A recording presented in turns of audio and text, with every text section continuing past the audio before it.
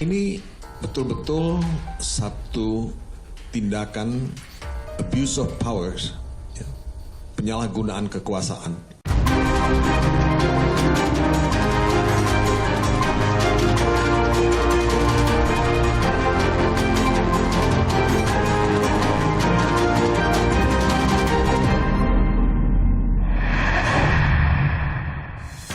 Jelang kampanye Pilpres 2024, dugaan kecurangan pemilu dan polemik pencopotan baliho mencuat.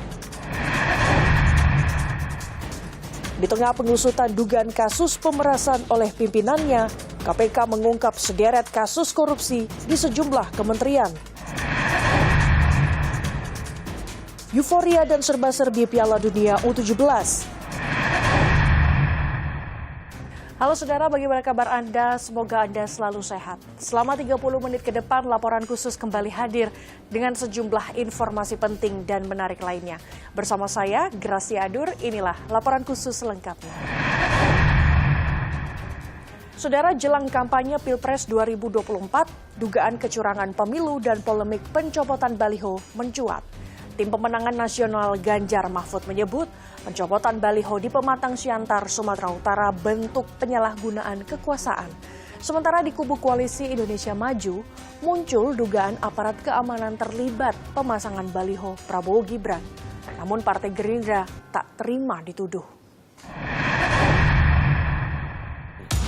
Rakyat jangan diintimidasi seperti dulu lagi. Jangan biarkan kecurangan pemilu yang akhir ini terlihat sudah mulai akan terjadi lagi. Terlalu banyak senitronnya. Masa kampanye belum juga dimulai, dugaan kecurangan pemilu menggemuka. Ketua Umum PDI Perjuangan Megawati Soekarno Putri bahkan menyebut ada dugaan manipulasi hukum menuju pemilu 2024.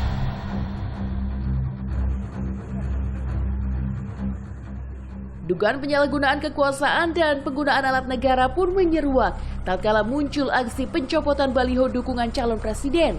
Salah satunya, baliho Ganjar Mahfud yang dicopot Satpol PP saat kunjungan Ganjar ke Pematang Siantar, Sumatera Utara.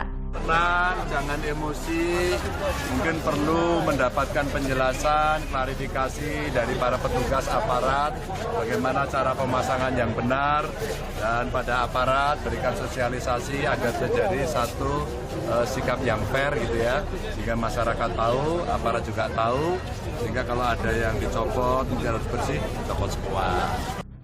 Tim Pemenangan Nasional Ganjar Mahfud menyebut pencopotan baliho bentuk penyalahgunaan kekuasaan. Ini betul-betul satu tindakan abuse of powers, ya, penyalahgunaan kekuasaan oleh aparat-aparat, ya, yang saya sebutkan tadi. Kami juga melihat, ya, saudara-saudara, bahwa ada keterlibatan pihak kepolisian memasang baliho-baliho, ya, pasangan yang lain, ya. Dalam hal ini kalau saya baca di media, ya, itu memasang baliho pasangan Prabowo Gibran. Namun, Pemkot Pematang Siantar beralasan baliho Ganjar Mahfud dicopot karena belum masuk masa kampanye dan baliho terpasang di tempat terlarang. Hal itu dilakukan karena mereka memasang di sekitar area sekolah dan instansi pemerintah. Tak hanya itu, muncul juga dugaan aparat keamanan terlibat pemasangan baliho Prabowo Gibran. Partai Gerindra pengusung Prabowo Gibran tak terima dituduh. Kami perlu tegaskan bahwa siapa yang menuduh haruslah menyampaikan buktinya. Kita soal tuduhan, lengkapi saja buktinya, lakukan proses hukum, kita tunggu penegak hukum melakukan tugasnya. Respons keresahan kubu Ganjar, Capres Koalisi Perubahan Anies Baswedan justru mengaku hanya fokus pada kemenangan. Biarlah keputusan yang dilakukan oleh lembaga-lembaga yang ada, baik partai, baik kemudian komisi, tapi bagi kami yang penting adalah bagaimana agenda itu terlaksana. Menyikapi isu ketidaknetralan aparat, pesan netralitas digaungkan saat pengumuman lulus uji kelayakan dan kepatutan Panglima TNI Jenderal Agus Subianto Senin kemarin di DPR. Pesan-pesan yang dititipkan oleh Komisi 1 diantaranya adalah netralitas TNI, yang kedua profesionalitas prajurit. Kita sudah mempunyai koridor bahwa TNI berdasarkan Undang-Undang Nomor 34 Tahun 2014, TNI tidak boleh berpolitik praktis. Dan saya sudah memberikan penyuluhan kepada prajurit yang sampai terendah, pangkat terendah. Sementara itu, sejumlah tokoh nasional berkumpul di kediaman Kiai Mustafa Bisri di Rembang, Jawa Tengah, berembuk masalah politik bangsa. Sekali kebohongan yang juga diucapkan oleh Presiden dan orang-orang lainnya. Aturan bersama mulai dibongkar-bongkar bahkan dirusak.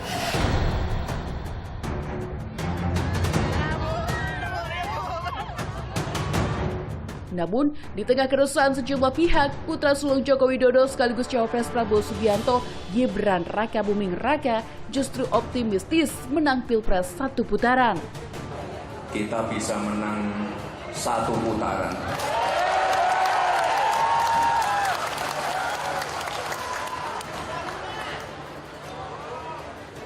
Akan kita pantau terus angka-angkanya. Akan kita pantau terus pergerakan di akar rumput di bawah.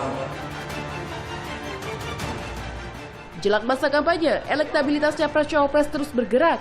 Survei Poltreking terbaru menunjukkan pasangan Prabowo Gibran memperoleh 40,2%, disusul Ganjar Pranowo dan Mahfud MD 30,1%, dan Anies Baswedan Muhaimin Iskandar dengan 24,4% keterpilihan.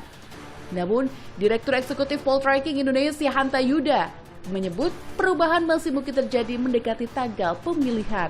Jadi kalau misalnya pilpresnya tinggal seminggu, mungkin bisa diprediksi. Tapi karena pilpres masih berlangsung 3 bulan lagi, maka masih akan mungkin berubah. Kini 3 pasang Capres-Cawapres sudah mengantongi nomor urut masing-masing untuk kontestasi Pilpres 2024. Publik kini menanti tarung gagasan yang mampu menyelesaikan masalah bangsa dan menyejahterakan rakyat dengan cara yang bermartabat.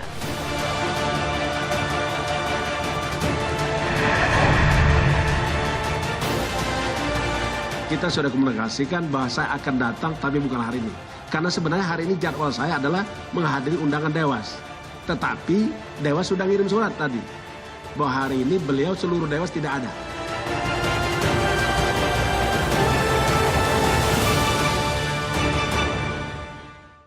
Saudara-saudara, dugaan kasus korupsi terjadi di sejumlah kementerian, mulai dari Kementerian Pertanian, Hukum dan HAM hingga Kesehatan. Satu persatu, KPK mengungkap dugaan kasus korupsi yang menyeret pejabat negara. Namun, mampukah KPK menjaga marwah lembaga anti rasuah di tengah pengusutan dugaan kasus pemerasan oleh pimpinannya? Untuk ketiga kalinya, Ketua KPK Firly Bahuri tak hadir untuk pemeriksaan kasus dugaan pemerasan terhadap Syahrul Yassin Limpo yang dijadwalkan Selasa 14 November. Polda Metro Jaya mengonfirmasi ketidakhadiran Firly Bahuri melalui surat yang dikirim Purnawirawan Jenderal Bintang 3 itu.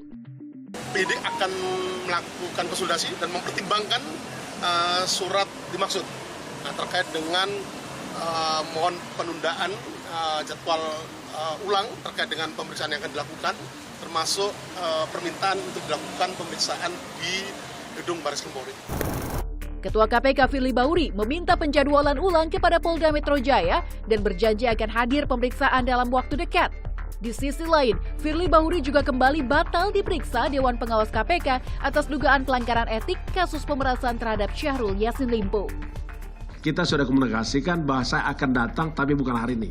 Karena sebenarnya hari ini jadwal saya adalah menghadiri undangan Dewas. Tetapi Dewas sudah ngirim surat tadi bahwa hari ini beliau seluruh Dewas tidak ada. Sebelumnya, Firly Bahuri batal diperiksa Polda Metro Jaya karena menghadiri peringatan Hari Anti Korupsi Sedunia di Aceh 7 November lalu. 2 hari kemudian, ditemui usai makan durian dan minum kopi di Banda Aceh, Firly enggan menjelaskan alasan absen pemeriksaan Polda Metro Jaya. Izin Pak, sedikit komentar saya dari Kompas Pak. Kita nggak ada komentar. Pak, Kan tanggapan ada komentar kita. Pak, tadi ketemu tadi. Iya Pak, tadi janji abang ke Aceh. melakukan tugas ini Pak, di sini ke agenda apa Pak? Barusan agenda apa di sini Pak? Loh, ini juga tugas dan merangkap bertemu dengan kawan-kawan. Dengan Namun, upaya jurnalis Kompas TV sekaligus Kompas.com, Raja Umar, dan jurnalis Puja TV Lala Nurmala meminta keterangan Firly justru direspon dugaan intimidasi tim pengamanan Firly Bahuri. satu pengawalnya, nggak tahu saya apakah dia polisi atau siapa, dia langsung juga larang saya, Bang, nggak ada boleh ambil video dan foto di sini. Nah, saya langsung bilang, aman bos, makanya saya juga langsung minta izin, saya lagi melakukan tugas jurnalistik.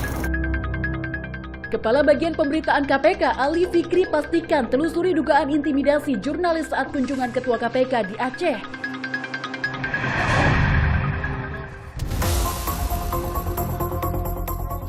Sementara itu, KPK terus mengusut dugaan korupsi pemerasan jabatan, gratifikasi dan tindak pidana pencucian uang ex-Menteri Pertanian Syahrul Yassin Limpo. Telusuri dugaan keterlibatan pihak lain di kasus korupsi Kementan, KPK geledah rumah Ketua Komisi 4 DPR RI, fraksi PDI Perjuangan, Sudin, di Raffles Hills, Cimanggis, Depok, Jawa Barat, 10 November. KPK akan periksa Ketua Komisi 4 DPR Rabu 15 November. Sementara itu, gugatan pra-peradilan Syahrul Yassin Limpo ditolak. Hakim Tunggal Ali Menribut Sujono menilai KPK telah sesuai prosedur dalam menetapkan ex-mentan sebagai tersangka.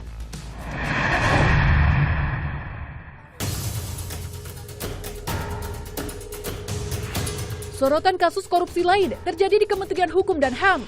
KPK tetapkan Wakil Menteri Hukum dan HAM Edward Omar Syarif Hiarie alias Edi Hiarie sebagai tersangka dugaan suap dan gratifikasi dari pengusaha tambang nikel Helmut Hermawan.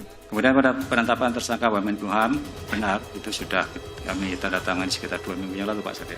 Ya, sekitar 2 minggu yang lalu dengan 4 orang tersangka ya, dari pihak penerima 3, pemberi 1. KPK menyebut Edi diduga menerima suap senilai 7 miliar rupiah dan gratifikasi setara 1 miliar rupiah. Diduga Helmut Hermawan minta Edi Hiarie mengubah akta PT Citra Lampia Mandiri dalam data Kemenkumham. PT Citra Lampia Mandiri memiliki konsesi tambang nikel lebih dari 2.000 hektar di Luwu Timur, Sulawesi Selatan.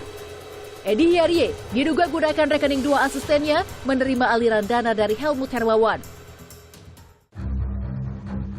KPK menggandeng Pusat Pelaporan dan Analisis Transaksi Keuangan (PPATK) menelusuri uang yang berpotensi mengalir ke orang terdekat Wamenkum Edi Hiarie.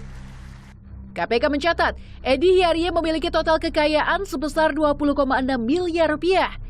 Terdiri dari tanah dan bangunan senilai 23 miliar, transportasi dan mesin 1,2 miliar, kas dan setara kas 1,9 miliar. Kekayaan Edi dikurangi utang dan dilaporkan senilai 5,4 miliar rupiah.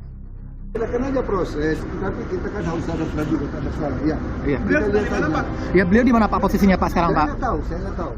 Kasus dugaan suap dan gratifikasi Wamenkumham Edi Hiarie dilaporkan Ketua Indonesia Police Watch (IPW) Sugeng Teguh Santoso pada 14 Maret 2023 lalu. Diterima melalui asprinya, ya, dalam kaitan dugaan saya adalah jabatan. Walaupun peristiwa tersebut terkait dengan permintaan bantuan seorang warga negara kepada Wamen EOSH, ya, saya katakan itu ada aliran dana 7M. 6 hari berselang, Edi Hiarie merespons laporan Ketua IPW dengan mendatangi Gedung Merah Putih KPK. Atas inisiatif kami sendiri, ya, kami melakukan klarifikasi kepada Komisi Pemberantasan Korupsi atas aduan IPW yang tendensius mengarah kepada fitnah.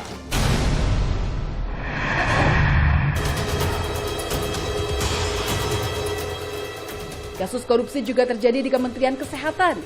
KPK tetapkan tersangka atas kasus dugaan korupsi pengadaan alat pelindung diri APD COVID-19 di lingkungan Kementerian Kesehatan tahun anggaran 2020-2022. Namun, KPK belum membuka nama dan identitas tersangka meski telah menandatangani surat perintah penyidikan. Nilai proyeknya 3,03 triliun. Dari perkara ini berkenaan dengan dugaan penyalahgunaan kewenangan begitu ya, sehingga ada dugaan timbul kerugian keuangan negara. Jadi untuk sementara kerugian keuangan negara ini mencapai ratusan miliar rupiah.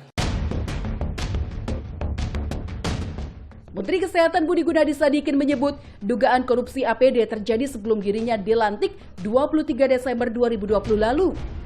Memang kan ada pembelian yang harus cepat dilakukan di awal-awal, sehingga dapat terjadi banyak harga-harga yang mungkin tidak sesuai atau berbeda-beda. Yang penting kita dukung semua langkah penegakan hukum itu.